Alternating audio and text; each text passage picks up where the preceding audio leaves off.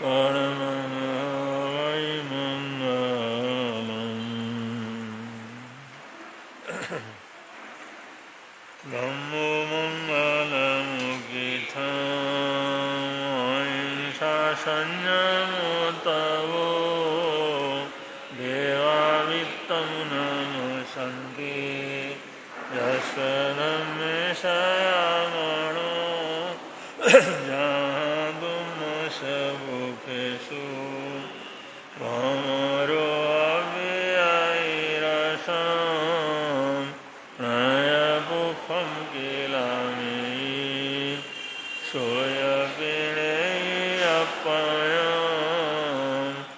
एव एषमणमुता जेलोय सन्ति साउणो विहङ्गमवपुखेषु दानवत्ते शनिरया वयं स वित्तिं लभमो नयगोयो मयि आगणेषु रियन्ते पुखेषु भमराजः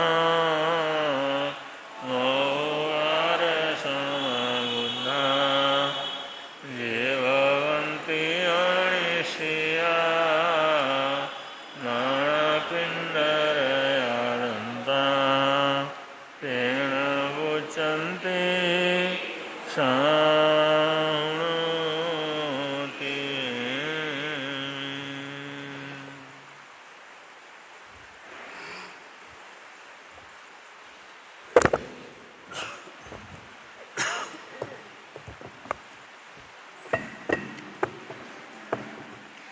बोलिए भगवान महावीर स्वामी की, श्री शांतिनाथ भगवान की।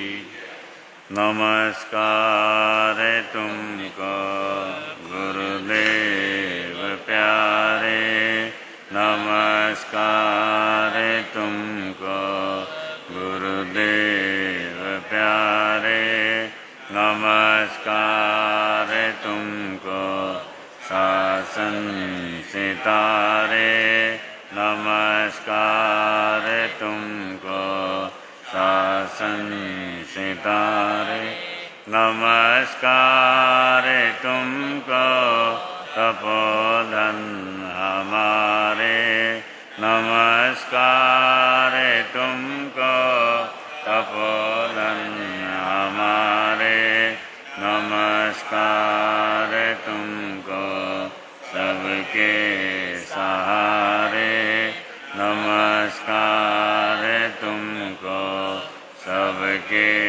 सहारे, नमस्कार तुमको माँ जानकी जाया, नमस्कार तुमको माँ जानकी, नमस्कार तुमको ख्याल सिंह के राया, नमस्कार तुमको ख्याल सिंह के राया, नमस्कार तुमको भीष्म पिता कहाए, नमस्कार तुमको भीष्म पिता, नमस्कार तुमको राजऋषि सहाय, नमस्कार तुमको राजऋषि सहाय, नमस्कार तुमको गुरु निहाल तपस्वी, नमस्कार तुमको गुरु निहाल, नमस्कार खूब फूल शांति यशस्वी, नमस्कार खूब फूल शांति यशस्वी, नमस्कार तुमको आए मिल के धारक, नमस्कार तुमको आए मिल के, नमस्कार तुमको भक्तों के तारक, नमस्कार तुमको भक्तों के, नमस्कार तुमको गुरु सुमति के दाता, नमस्कार तुमको गुरु सुमति, नमस्कार तुमको मंगल पाठ प्रदाता, नमस्कार तुमको मंगल पाठ प्रदाता, नमस्कार तुमको हे मौनी विहारी, नमस्कार तुमको हे मौनी, नमस्कार तुमको महाव्रतधारी, नमस्कार तुमको महाव्रतधारी,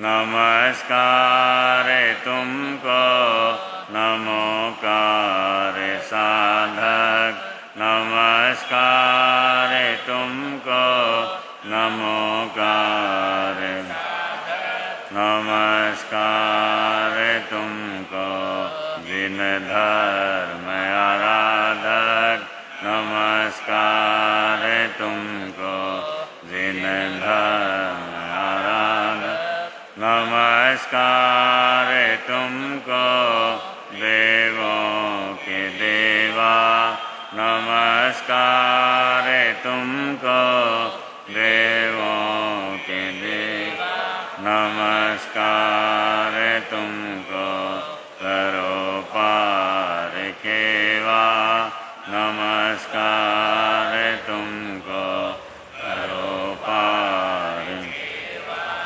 नमस्कार तुमको गुरुदेव प्यारे, नमस्कार तुमको गुरुदेव प्यारे, नमस्कार तुमको शासन सितारे, नमस्कार तुमको शासन, नमस्कार तुमको तपोधन हमारे, नमस्कार तुमको तपोधन हमारे, नमस्कार तुमको सबके सहारे, नमस्कार तुमको सबके सहारे। पूज्य गुरुदेव के चरण में वंदना। वीरत्व की अभ्यर्थना। बोले भगवान महावीर स्वामी की। पंचम गणधर आचार्य भगवान श्री सुधर्मा स्वामी भगवान की। पूछे सुणम समना महानाय अगारिनोय प्रतिथ्याय सेकेने गंतय धम्म माहु अणिलि संसाहु समीक्षयाय कहम च नानम कहम दंसनम से शीलम कहम नाय सुयस्यासि जानासीनम भिक्खु जातयेनम आहासूयम भूहि जानी संतम के अन्नयसे कुशले महेशि अनंत नाणीय अनंत दंसी यशंसिनो चक्षुपहेठियस जानाहि धम्मं च धीं च पेहि ऊर्ध्वं वहेयां तिर्यं दिशासु कसाय जेथा वर्जेय पाणा से नीच नीचे समीक्षपन्ने दिव्येव धम्मं संयमुदाहु से संवेदंसी अभिभूय नाणी विराम गंधे धीमं ठियप्पा अनुत्तरे सब जगन्सि विजम गन्तातीते अभयनाउ से भूई पन्ने अनिये चारी ओहंतरे धीरे अनंत चक्षु अनुत्तरे तपयि सूर्येवा वैरोयनिन्देवतमं पगासे अनुत्तरं धम्ममीनं जिनानं नेयामुनिका समयासुपन्ने देवानमानुभावे सहस्रनेया दिविनं विशिष्टे क्षेपन्नया कय सागरे वा महोदहि वा अनन्तपारे कणायिले वा कुसायि मुखे सखेव देवा हि वै जुइमं सेवीर्येणां परिपूर्णवीर्ये सुदंसने वा नगिसवसेठे सुरालये वासि मुदागरे से वीरायणे गुणो भवे स्वयं सहसाण उजोयनानं तिकण्डगे पण्डगे विजयन्ते सेजोयणे नवनवै सहसे उड्डूषितो एष सहस्रमेघं कोठेन वेचितयि भूमिवर्त्ये जं सूर्यानुपर्यटयन्ति क्षेमवन्ने बहुनन्दनेय जं सिम्रयिं वेदयन्ति महिन्दा क्षेपवै सदमपगासे वीरायै कञ्चनमठवन्ने अनुत्तरे गिरिसूयपवदुगे गिरिवरे जलियेव भूमे महीये मध्यं मिथिये नगिन्दे पन्नायते सूर्यशुद्धले से एवं सिरिये उषभूरिवन्ने मनोरमे जोयि अच्छिमाली सुदंसनस्य वजसो गिरीश चैमहतोपवयस एतो वमे समणेनाय पुते जयि जसोदंसन नाणशीले गिरिवरे वा निसहाययानं रूयैव सेठे वलयाय तानं कौ वमे से जगभूयि पन्ने मुनिन मध्ये तमदाहुपन्ने अनुत्तरं धम्ममुयिरयिता अनुत्तरं जानवरं धियायिं सुसुखसुखम् अपगण्डसुखं संकिन्दुये गन्तवदातसुखम् अनुत्तरगं परमं महेशि अशेषकमं सविशोहयिता सिद्धिं गते सायिमनन्तपते गणेन शीलेन यदंसनेन रुखे सुनाये जयसामलिवा जं सिम्रयिं वेदयन्ति सुवर्णा वने सुवानन्दनमाहुषेठं गणेन शीलेन यभूयि पन्ने तणियं वसदाने अनुत्तरेउ छन्दोवताराणे महानुभावे गन्धेषु आचन्दनमाहुषेठम् एवं मुनीनाम् अपरिणमाहु गाहाशयम्भूदहीन सेठे नागेषु आधर्निन्दमाहुषेठम् कोदयवारस्वे जयन्ते तवो वहाने मुनिवे जयन्ते अथिषु रावणमाहुणाय सिंहोमियाणां सलिलान गंगा पक्षिषु आगरुले वेणुदेवे निवाणवादी निनाय पुते जो हे सुनाए जय विशेषणे उफेषु सुवाजय अरविंद माहु खतीन सेठे जयदंत वक्ये ईशीन सेठे तवधमाने गणान सेठाम अवपयानम सुवान वज्रम वयन्ति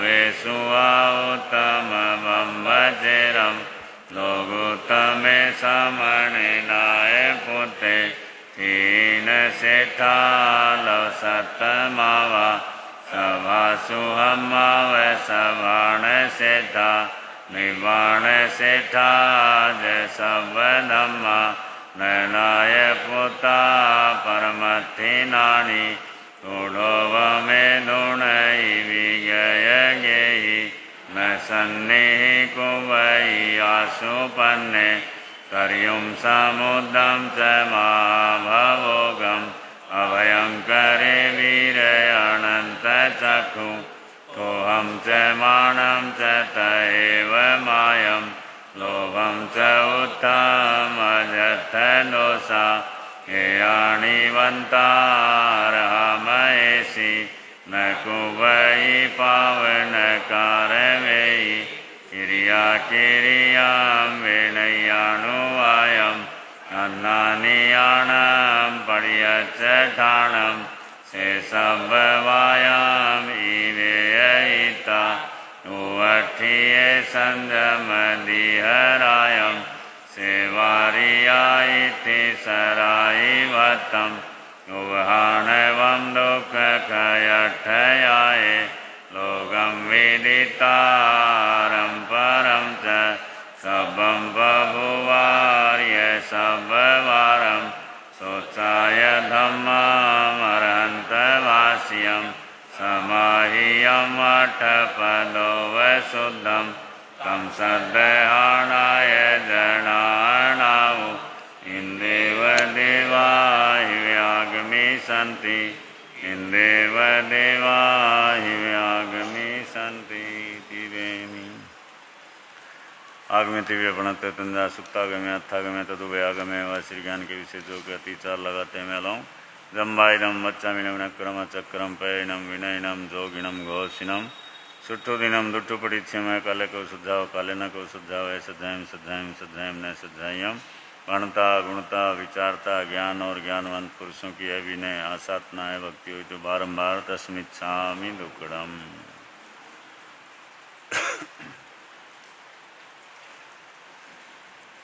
विरत हुई में भगवान महावीर स्वामी का गुणानुवाद करते हुए सुधर्मा स्वामी फरमा रहे हैं और ये 26वीं गाथा कोहम च माणम च तहेव मायम लोभम च उत्तम याजत्थ दोषा एयाणी वंता रहा महेशी न कुबई पाव न कारवी। इसमें बतलाया कोहम यानी क्रोध, मान माया लोभ, चार जो कसाय बतलाए हैं, और अजत्थ दोषा और आत्मा के लिए और भी जो दोष हैं एयाणीवंता उन सब को उन्होंने जीत लिया था। अरहा महर्षि जीत करके वो अरिहंत भगवान महर्षि बन गए थे। तो यहाँ पर कषाय की चर्चा की है कि भगवान ने कषाय को पूरी तरह से खत्म कर दिया। क्रोध मान माया लोभ इन चारों को एक ही शब्द में कषाय बोले। अब क्रोध मान माया लोभ क्या है इसकी व्याख्या की जरूरत है। क्रोध का आपको पता है या नहीं? क्रोध आता है या नहीं? आप तो बड़े शांत हैं ना। क्रोध तो नहीं आता ना किसी को? क्रोध आता है किसी को? तो क्रोध का परिचय देने की जरूरत है। अच्छी तरह जानते हम। और कई बार ऐसा लगता है कि हमको बहाना चाहिए, बस कुछ मौका मिलना चाहिए, अवसर मिलना चाहिए कि कब मौका मिले, कब अपना निकालें, तैयार रहते हैं। दान पुण्य का काम करना हो, चंदे वाले आ जाएं तो आदमी 10 बहाने बना देता है। बच्चों से पूछूंगा, बच्चा होगा तो बड़ों से पूछूंगा। लेकिन क्रोध करना हो,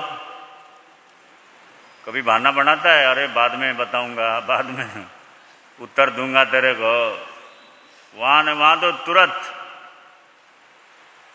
अब चले जा रहे हैं, रोड पर थोड़ी सी गाड़ी अगर एक दूसरे की छू जाए, कई बार कितनी हालत खराब हो जाती है। नहीं तो एक शब्द से भी निपटाया जा सकता था, भाई गलती हो गई, छू गया, सॉरी बोल दिया तो वही मामला खत्म हो सकता था। लेकिन वो बात बढ़ते बढ़ते कहाँ तक बढ़ जाती है, तो क्रोध का ही परिणाम है। तो आत्मा के लिए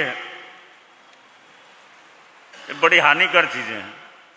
अब क्रोध तो फिर भी प्रकट हो जाता है, दिखाई दे जाता है,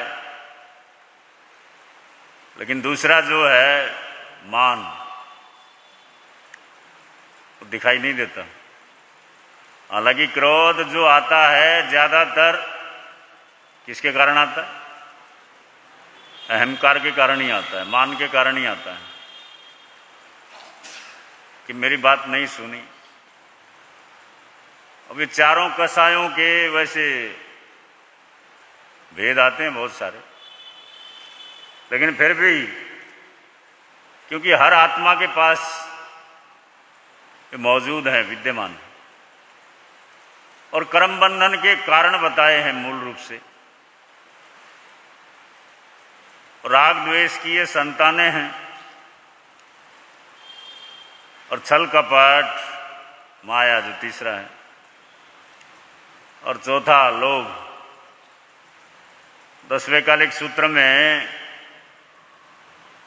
वैसे तो सूत्रों में जगह जगह पर वर्णन आता है, लेकिन उसमें तो एक एक करके भी बतला दिया कि कहो पियम पणा से ही क्रोध प्रीति को नष्ट कर देता है, प्रेम भाव को समाप्त कर देता है। मानो विनय नाशनो, मान जो होता है वो विनय को खत्म कर देता है, विनय भाव नहीं बचता वहां। और माया मित्राणी नाशी, जो माया है, छल कपट है, वो मित्रता को खत्म कर देता है। इन सबको तो एक एक साथ के साथ जोड़ा हुआ है। लेकिन कहा लोहो सब विनाशनो, लोभ लालच वो तो ऐसा कसाय है कि सारे ही गुणों को वो सब कुछ ही नष्ट कर डालता है।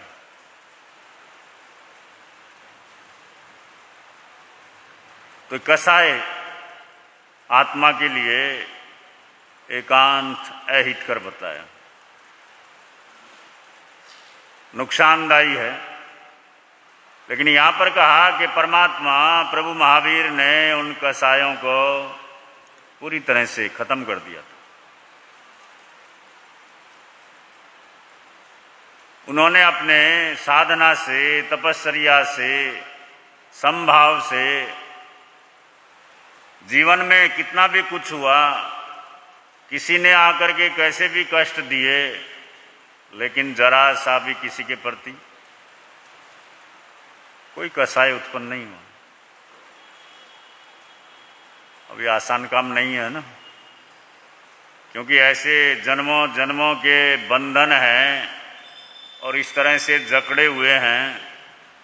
लेकिन फिर भी कहा आत्मबल सबसे बड़ा बल होता है संसार में। आत्मा अगर जागृत हो जाए, सम्यक दर्शन ज्ञान की प्राप्ति हो जाए, फिर वही आत्मा इस पथ पर आगे बढ़ती चली जाती। और अपने सूत्रों में एक शब्द आते, उपशांत और क्षय। उपशांत और क्षय। उपशांत का मतलब कसायों को शांत करना। वो शांत तो कई बार मजबूरी से भी हो जाते हैं, सामने वाला अगर मजबूत है, बड़ा है, अब अंदर अंदर हमको गुस्सा आ रहा है लेकिन फिर भी प्रकट कर नहीं सकते हो, उपशांत शांत अवस्था है, या दबा करके रखा हुआ, जैसे उदाहरण आता राख के नीचे जैसे अंगार को दबा दिया, वो सामने वाला इतना मजबूत है कि हमारी स्थिति नहीं है हम अपना उसके ऊपर क्रोध कर सकें, अपने आप को शांत रखते हैं, क्योंकि पता है इसके सामने गुस्सा किया तो बड़ा नुकसान होगा, नुकसान उठाना पड़ेगा, तो वहां पर हम शांत रहते हैं अंदर में चाहे जो भी हो। लेकिन बाहर से क्या होते हैं, जैसे हम वो सामने वाले के मजबूती को देखते हुए शांत रहते हैं, और अगर हमसे कोई कमजोर है और वही स्थिति या वही कारण पैदा हो गया है, उस समय अगर शांत रहा जाए, उस समय सोचे कि मैं वो मजबूत के सामने शांत था तो अभी भी शांत रह करके देखूं, तो ये क्या है, ये साधना है। क्या है, उस समय भी अगर शांत रहने का प्रयास करे या शांत रहे तो ये समत्व है या साधना है, यही प्रयास है। लेकिन जहाँ मौका मिले वहाँ तो हम चढ़ जाते हैं, और जहाँ नहीं मिले वहाँ वो कोई फर्क नहीं पड़ता है, उसका कोई फायदा नहीं होता है। तो ऐसी अवस्था आने पर भी हम अपने आप को शांत रख सकें, तो उपशांत और सह, उपशांत का मतलब दबा करके रखना अपने कसाय को, और क्षय का मतलब खत्म कर देना, अंदर है ही नहीं, पूरी तरह निमटा देना। अब ये साधना की, साधकों की स्थितियां हैं। तो 4 कसायों का वैसे बड़ा लंबा चौड़ा कितना भी विवेचन आप लोग सुनते रहते हैं प्रवचनों में, ये आत्मा को ऐसे जकड़े हुए हैं, बंधन में डाले हुए हैं, जब तक ये शांत नहीं होते या क्षय नहीं होते तब तक आत्मा का उद्धार संसार से नहीं हो सकता। और मन का बंधन तो सबसे कठिन होता है उसको तोड़ना। मैं पढ़ रहा था, एक हाथी बीमार हो गया। कौन बीमार हो गया? हाँ, बड़ा है तो क्या, वो भी बीमार हो सकता है ना, बीमार कोई भी हो सकता है। अब हाथी का जो महावत था यानी पालन करने वाला या उसका मालिक, वो डॉक्टर के पास गया। कौन से डॉक्टर के पास? पशुओं का डॉक्टर। बड़ी अजीब चीज है, पशुओं के डॉक्टर के पास आदमी जाता है और नाम लिखता, भाई क्या नाम है? नाम तो किसका लिखा जाता है? गोलू पोलू जो भी हो या नहीं। बीमारी क्या है? पूंछ में सूजन। बीमारी क्या है? नाम लिखा जाता है आदमी की, और बीमारी लिखी जाती है किसकी? जिसकी होगी उसी की तो लिखी जाएगी। तो हाथी का मालिक गया वहां पर, डॉक्टर साहब मेरा वो बीमार है, चलो। अब डॉक्टर ने कहा हाथी बीमार हो गया, चलो। डॉक्टर ने अपने बेटे को भी ले लिया, चल तेरे को हाथी दिखाता हूं। बच्चे ने हाथी देखा नहीं था पहले कभी, चल। और जिस समय वहां गए, वो डॉक्टर इलाज कर रहा है, बच्चा बड़ा दूर खड़ा हुआ है। उन्होंने कहा ये क्या, इतना बड़ा हाथी? डॉक्टर ने कहा पास में आ जा, इतना दूर क्यों खड़ा है? उन्होंने कहा नहीं तुम इलाज करो, मैं दूर ही ठीक हूं। वो डॉक्टर दवाई दे रहा था या जो भी उसका निरीक्षण कर रहा था, आखिर बच्चे को उसने जबरदस्ती पास में बुलाया। उन्होंने कहा देख ये बंधा हुआ है, इसके पैरों में जंजीर है, कुछ नहीं कर पाएगा, तू डर मत, अपना डर दूर कर। और जिस समय जंजीर दिखाई, वो जंजीर देखते ही वो बच्चा ऐसा भागा। उन्होंने कहा ये क्या है? वो बच्चा जिस समय भागा, डॉक्टर भी पीछे पीछे भागा। इतना दूर जा करके रुका, डॉक्टर को बड़ा गुस्सा आया। उन्होंने कहा ये क्या पागलपन है? उन्होंने कहा पापा तुमने जो जंजीर दिखाई वो देखा नहीं, पैर इतना मोटा और जंजीर बारीक सी हो, थोड़ा हिलाए डुलाएगा टूट जाएगी जंजीर। उसका पैर इतना मोटा है हाथी का, और जंजीर वो इतनी पतली है, वो थोड़ा सा कोशिश करेगा, झटका देगा, वो जंजीर टूट टाट जाएगी और कुछ भी कर डालेगा। डॉक्टर ने कहा वो नहीं तोड़ पाएगा जंजीर। उन्हें कैसे नहीं तोड़ पाएगा, आप कैसे बोलते हो? उन्होंने कहा चल। कहते हैं डॉक्टर उसको महावत के घर की ओर लेके गया।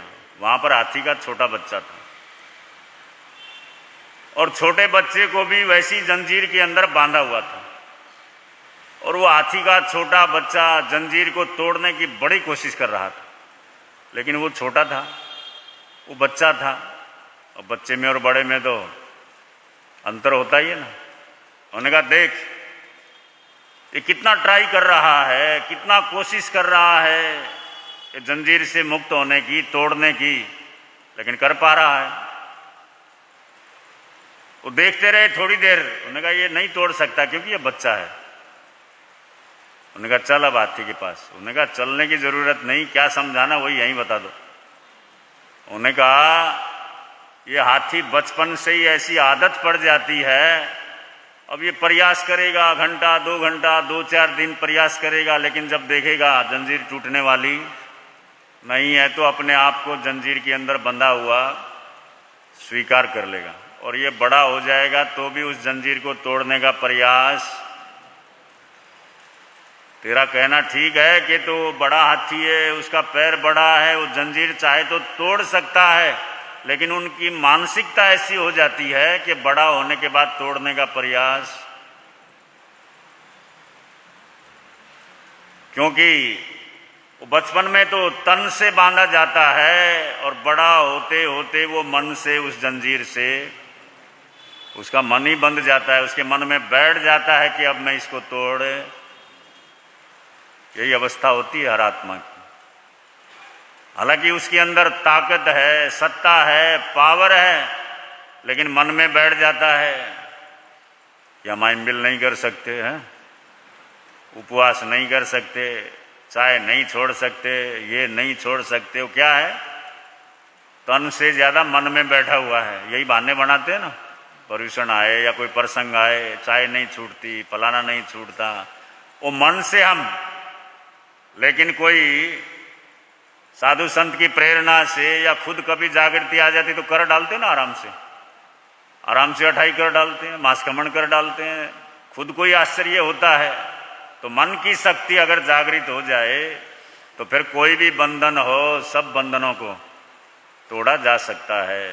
तो यहाँ पर ये कसाय जो बंधन है उसके लिए कहा कि भगवान ने उन चारों कसायों को एयाणीवंता अरहा महेशी, उनको जीत करके, समाप्त करके वो अरिहंत महर्षि बन गए थे। और उसकी फिर उनकी स्थिति क्या उसके पश्चात कि न कुवई पावम न कारवेई, यानी वो स्वयं भी पाप नहीं करते थे और न किसी दूसरे से करवाते थे। इतनी श्रेष्ठ अवस्था के अंदर, पवित्र अवस्था के अंदर भगवान महावीर स्वामी की आत्मा पहुंची हुई थी। पूज्य गुरुदेव पधार गए हैं। कई दिन से स्वास्थ्य नरम था और कल से गुरुदेव की जयंती के ऊपर पदार्पण हुआ और निरंतर उनकी वाणी का मार्गदर्शन का लाभ आप लोगों को, हम लोगों को मिल रहा है। इन्हीं मंगल कामनाओं के साथ बोलिए भगवान महावीर।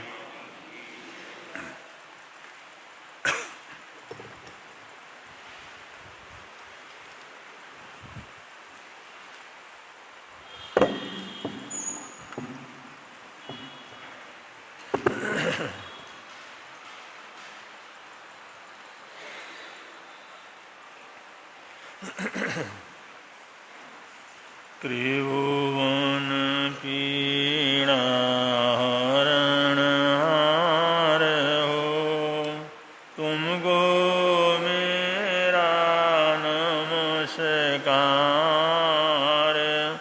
सर्व जगत के अलंकार, प्रणाम तुम्हें मेरा तीन जगत के नाथ आपके चरणों में जाऊं बलिहार। भवसागर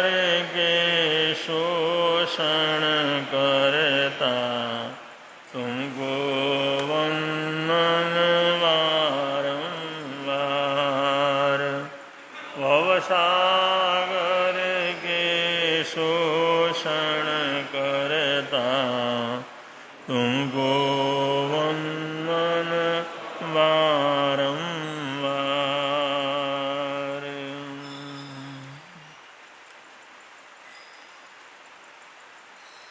चातुर्मास कल्प की आराधना चल रही है। उसके बीच में अनेक कार्यक्रम, अनेक अनुष्ठान निरंतर प्रारंभ से ही चल रहे हैं।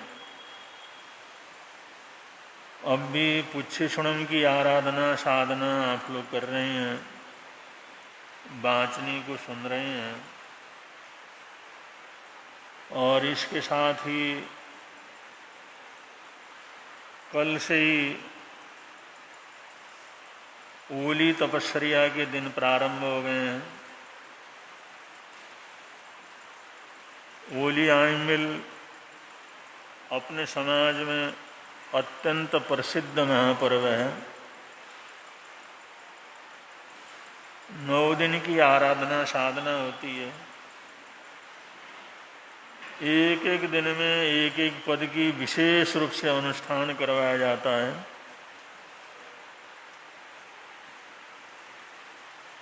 अगर बड़ी संख्या में आइमिल ओली करने वाले लोग रहते हैं तो उसका अनुष्ठान भी विशेष रूप से संपन्न होता है। तो आइमिल की महिमा, आइमिल की आराधना, आइमिल की विशेष साधना नमकार मंत्र के साथ ओली महापर्व के दिनों के अंदर संपन्न होता है। तो कल आराध्य गुरुदेव के जन्मोत्सव के साथ, आइमिल महोत्सव के साथ आइमिल ओली भी प्रारंभ हो गए हैं। और आइमिल ओली की कितनी महिमा है। अगर हम राजस्थान या दक्षिण भारत के अंदर जाते हैं, जैसे थानक बने हुए रहते हैं, धर्मशालाएं बने हुए रहते हैं, भोजनालय बने हुए रहते हैं, जो परमाणु जहाँ पर चतुर्मास चलते हैं तो ये सब कार्य चलते ही रहते हैं। रुकने की भी व्यवस्था चाहिए, भोजन की भी व्यवस्था चाहिए। और बहुत से ऐसे क्षेत्र हैं, बड़ी संख्या में ऐसे क्षेत्र हैं, वहाँ पर अलग से आइमिल भवन भी बना हुआ रहता है। उसका नाम ही आइमिल भवन रहता है।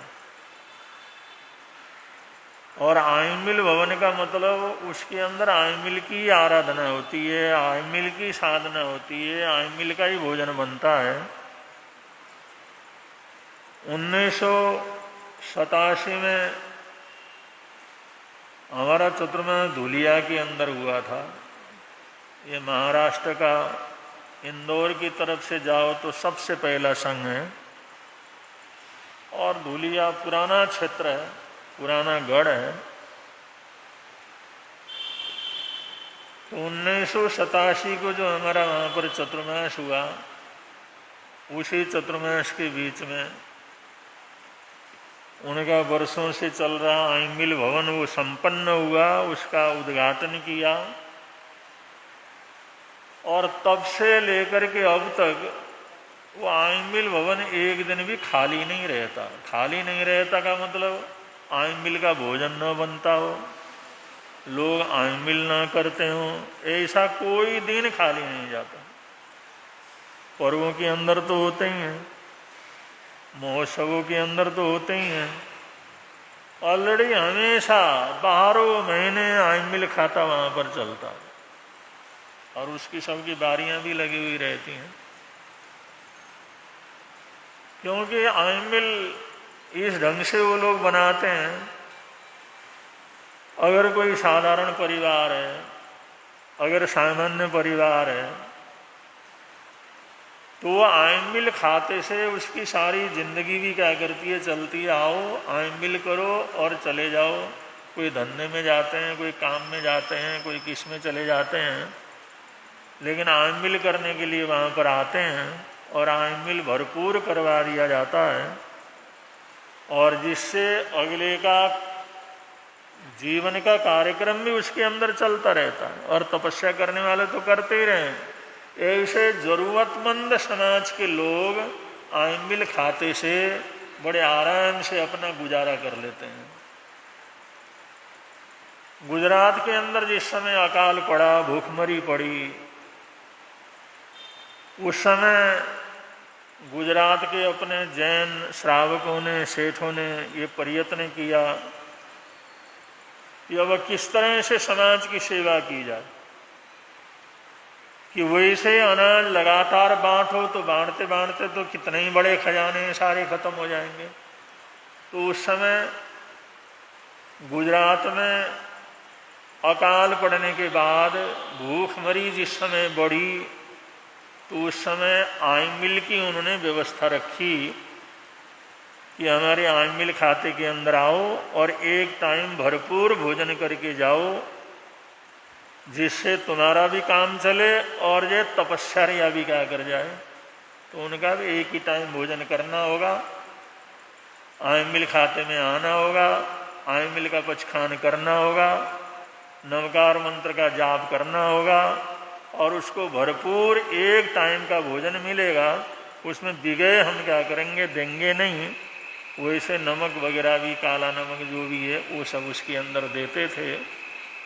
तो इस प्रकार हजारों लोगों को, लाखों लोगों को आइमिल के माध्यम से सहयोग भी किया, नमकार मंत्र से भी उससे जोड़ा और आइमिल तप से भी जोड़ा, और तब से ही आइमिल नमक युक्त होने की परंपरा वहाँ से क्या करी चली।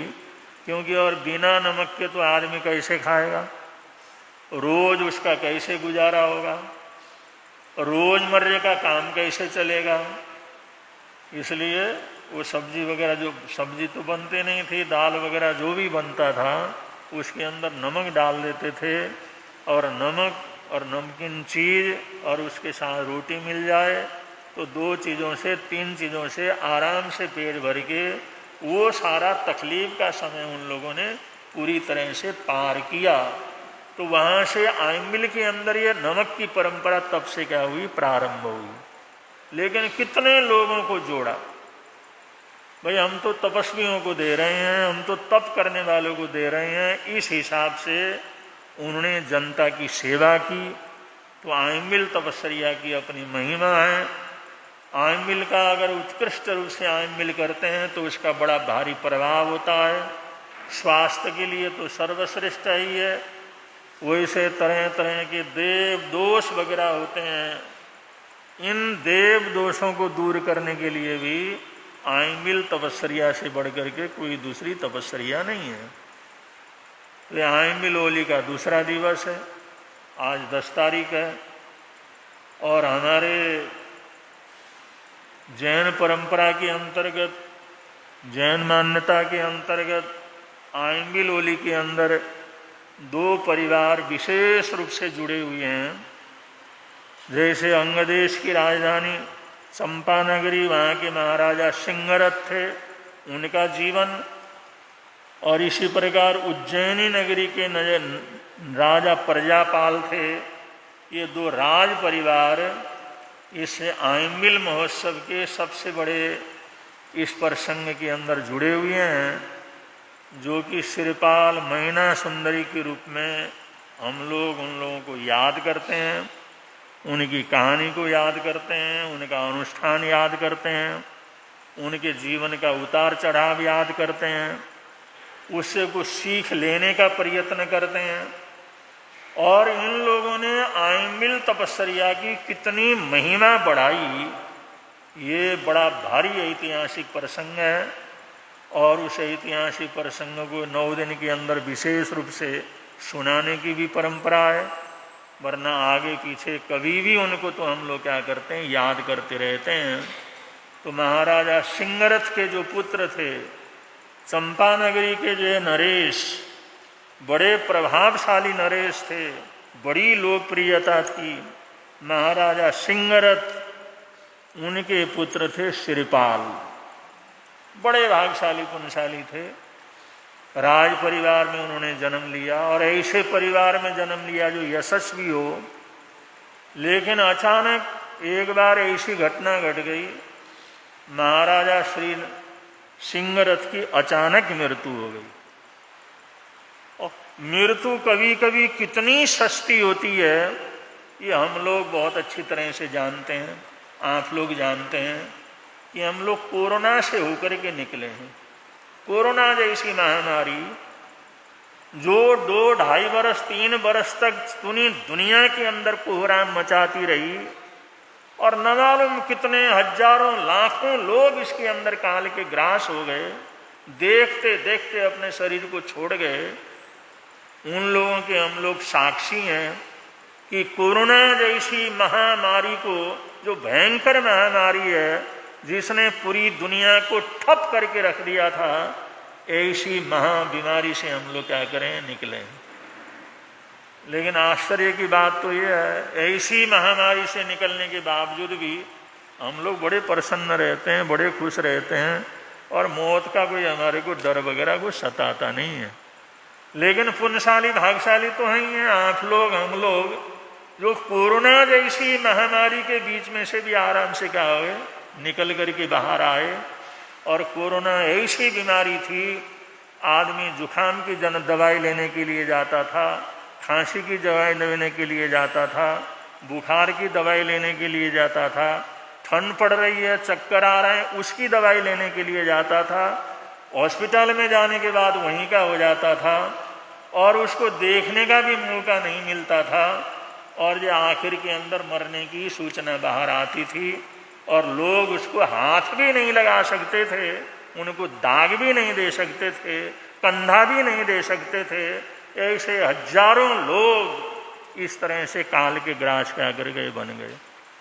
और उस महामारी के बाद तो आजकल मौत का बहुत इतना सस्ता हो गया है, जरा सी बात हो गई तो एकदम ये आदमी मौत के ग्रास बन जाता है।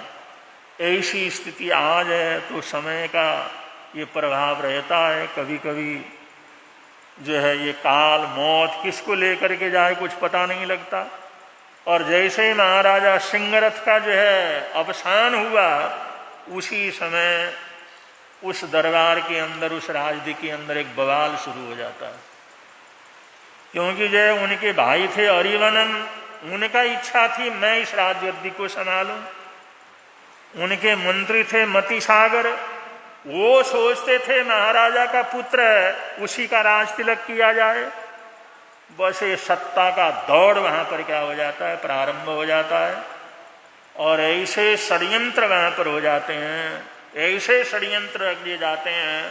रात के 1 बजे अंधकार के अंदर मतिसागर ने महारानी कमल प्रभा के पास भेजा कि एक टाइम इसी समय तुम जो गुप्त रास्ते से निकल करके बाहर चले जाओ, वरना तुम्हारे प्राण नहीं बच सकते। षड्यंत्र इतना गहरा हो गया है कि इसी समय के अंदर भी आपका महल घेरा जाएगा और आपको और आपके पुत्र को समाप्त कर दिया जाएगा।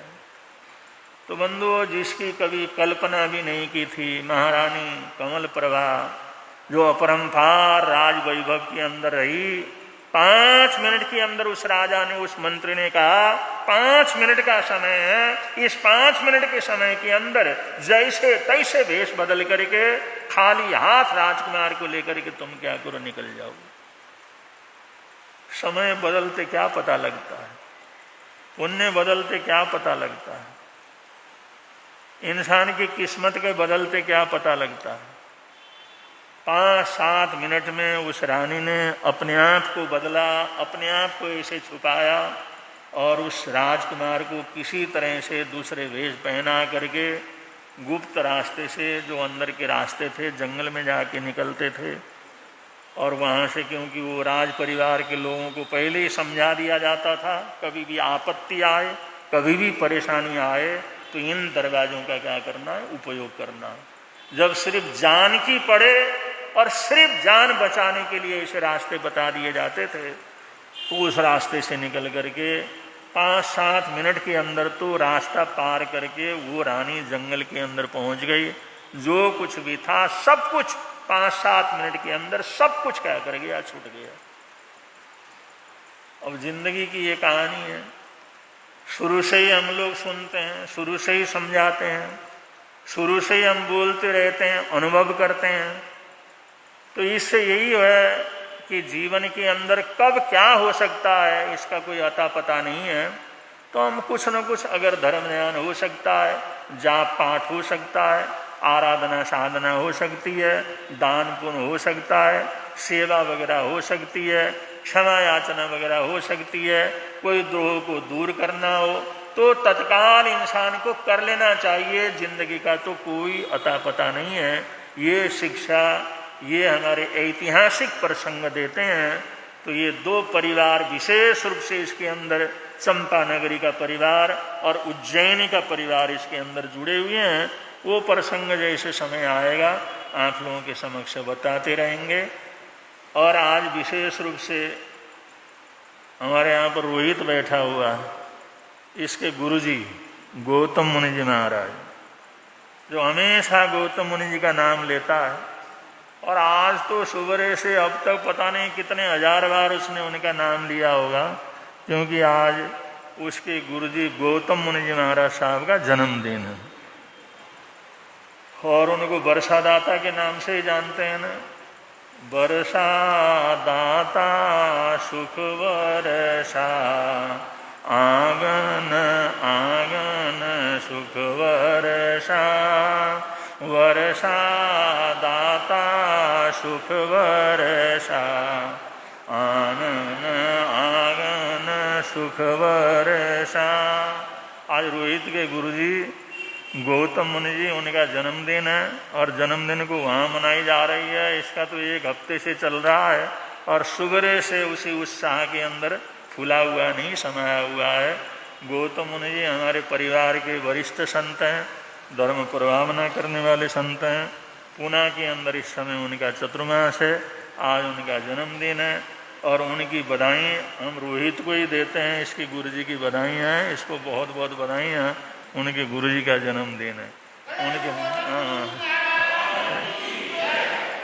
तो आगे प्रसंग जैसे जैसे आएंगे उन लोगों आप लोगों ने भाग लेना है।